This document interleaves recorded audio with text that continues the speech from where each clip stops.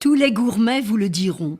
C'est impératif. Il faut lui retirer la peau. La déshabiller, mais avec d'infinies précautions. Ne surtout pas risquer de la meurtrir entre des doigts par trop nerveux par excès d'ardeur. C'est une dame délicate, une princesse endormie. Il faut la respecter. Prendre bien garde à ne pas l'offusquer. Sa chair est tendre et fragile. C'est une précieuse. Un rien peut la taler, lui marquer la taille. Aussi, la main doit-elle se faire légère et prévenante, Attentionnée. imperceptible. Il faut l'effeuiller avec tact, du bout des doigts, avec talc. Saupoudrer son impatience. Tourner autour avec des gestes lents et harmonieux, Des manières caressantes. presque cérémonieuses, De qui sait prendre son temps. et savourer par avance, Avec courtoisie. avant que de penser à plonger sa lame délicieusement. Lui présenter ses hommages, jusqu'à la sentir vous fondre en bouche, quartier après quartier. Rien que de la douceur, du sirop de fruits, de la noblesse. Belle Duchesse, Passe-Crassane, Louise Bonne. Il faut faire allégeance avant que de prétendre l'honorer.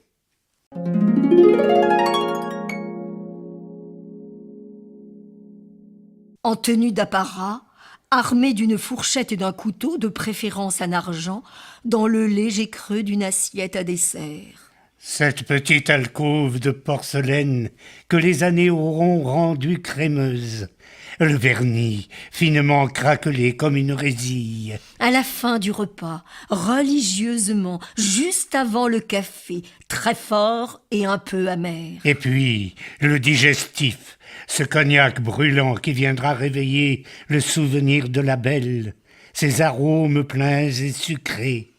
Il commençait à s'estomper, ainsi qu'un écho, une louange enflammée. Sa note de cœur, confondante de langueur, sous sa peau qu'on dirait frissonnante. Mais tout d'abord, il aura fallu choisir le fruit, le distinguer parmi tous les autres au milieu du plateau. La grande coupe peut être un moustier posé sur le buffet près de la fenêtre. Le petit napperon de dentelle qui vous crochette tendrement l'œil. C'est un peu de votre vieille tante, où chaque après-midi, le joli soleil de ce mois d'octobre, sa lumière mordorée filtrée par les voilages, sera venu danser sur sa peau légèrement grumeleuse, la caresser comme un épiderme, la réchauffer à sa douceur jour après jour, l'aura mûrie à cœur, gorgée de soleil. Une blonde patine, élargissant ses taches de rousseur, les exaltant, et qui, parfois, dans le miroitement du soleil, vous auront fait penser à celle qu'il vous est arrivé d'entrevoir sur le flanc des truites, dans le courant d'une rivière, tel un bonheur surpris sous la surface des choses, et que vous auriez aimé alors sentir frétiller dans le creux de vos mains, ne serait-ce qu'un instant, juste cela.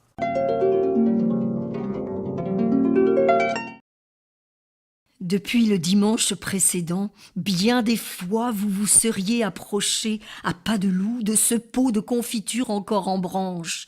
2 ou 3 feuilles restées accrochées en guise de billets doux, dévorées de convoitise, la lèvre gourmande, mais aussitôt comprenant que vous alliez tout gâcher. Encore un jour ou deux, plus qu'un jour ou deux. Vous laissiez butiner les abeilles du temps.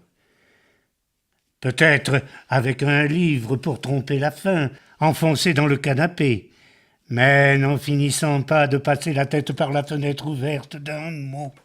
Incapable de résister totalement à la tentation, vous pourléchant déjà les yeux à ces formes charnues et généreuses, là-bas, dans la coupe. Son oblongue circonférence et son petit nombril vallonné, sa touffe d'ombre, votre désir, comme une valse hésitation qui n'aurait de cesse de tourner autour, d'aller et venir, de vos regards à votre main, jusqu'à ce qu'enfin... C'était votre oncle qui vous avait initié en fin gourmet, en Casanova du palais. Et jamais le passage des saisons, ce temps qui nous échappe et ne revient pas, ne devait l'attrister. Nul nuage à ses yeux clairs, jusqu'à la fin, jusqu'au cœur de l'hiver, puisqu'à chaque époque, il y avait son fruit, sa douceur secrète, son trésor à partager, le verger des souvenirs où passer le restant de l'après-midi, et toujours le napperon de Célestine sur le buffet.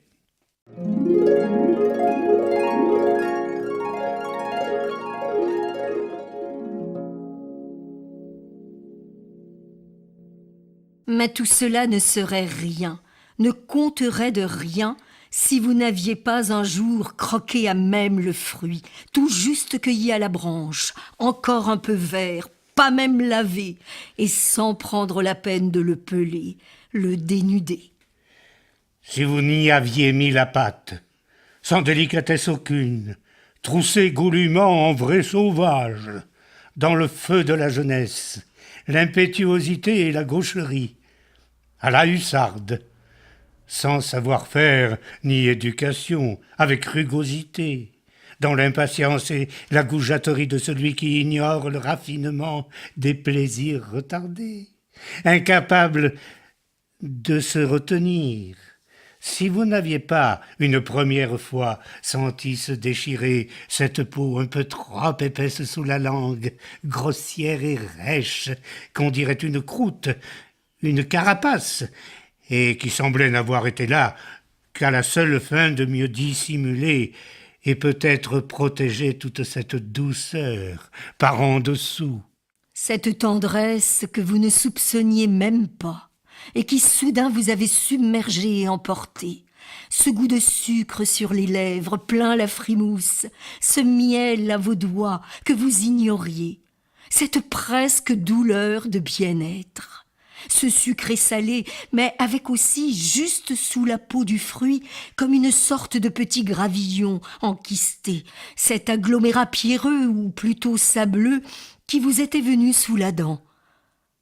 Un remords, et que vous aviez tourné un peu dans la bouche avant de le recracher.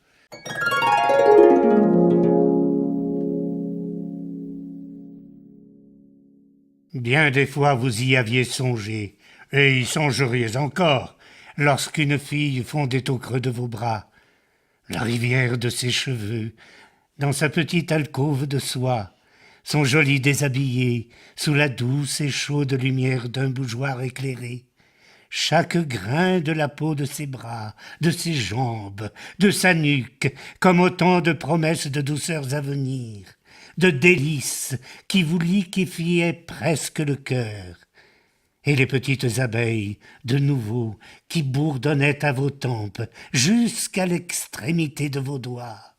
Envolez-vous.